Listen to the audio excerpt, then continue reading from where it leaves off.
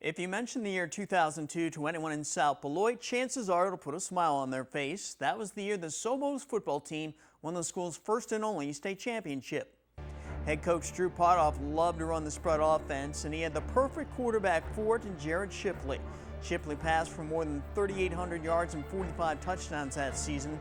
In this 1A game against undefeated El Paso, Shipley completed 4 touchdown passes to his many weapons. The first 2 went to Jacob Dunkel in the first half. But at that point, it was anybody's ball game. It was tied 14-14 at halftime. But the Sobos dominated the second half, outscoring El Paso 16-0 in the third quarter. Gary Ushin caught a 10-yard touchdown pass that quarter, and Jason Goldsworthy ran in for a 3-yard touchdown.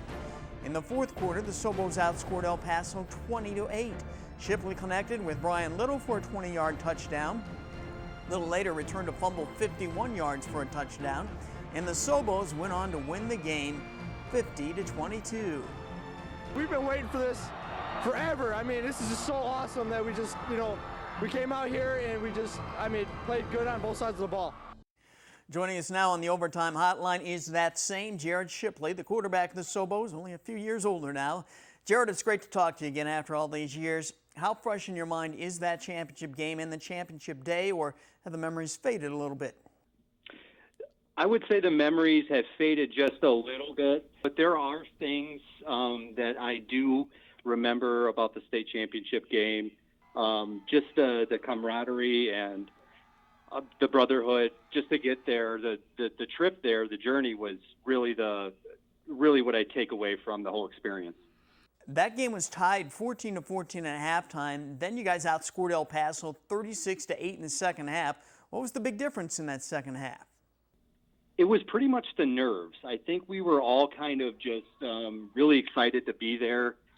It was a culmination of a lot of hard work, and to get to that point, it was very nerve-wracking. But we settled down, and we just got into our offense, and we just took it from there. These days, everybody's running the spread offense and throwing the ball. You guys were one of the first teams to commit to that style.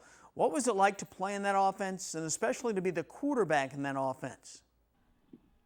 It was a blast. To be 7 yards back in a shotgun and just kind of have all day to sit there and throw. We had some really good athletes, especially in the wide receiver corps, from the Listenby brothers, Jacob Dunkel, Brian Little. So we had some really fast and talented receivers. So I think everybody, once that playbook was rolled out, we were all very excited. The thing I remember most about that day was hours after the game ended, everyone headed back to north from Champaign to South Beloit, and there was a huge celebration held at the city park in South Beloit that night. And that place was absolutely packed with people. How well do you remember that celebration? I remember it very well. That was one of my greatest memories of South Beloit, was getting off that bus and seeing just the entire town, it seemed like. And I know everybody was extremely proud, and we were so proud to be from South Beloit and being Sobos. Our thanks to Jared Shipley for joining us. Jared now lives in Dubuque, Iowa, and he works for Dubuque County as a system administrator. Coming up next, week 2 of our Battle of the Stadiums competition, and we get to know Byron golfer Mason Brandt. Right now it's time for our overtime trivia question. South Beloit was in the NUIC when it won its championship in 2002. Since then, how many more state championships have NUIC teams won? Is it 6, 9, or 14? We'll have the answer in a bit.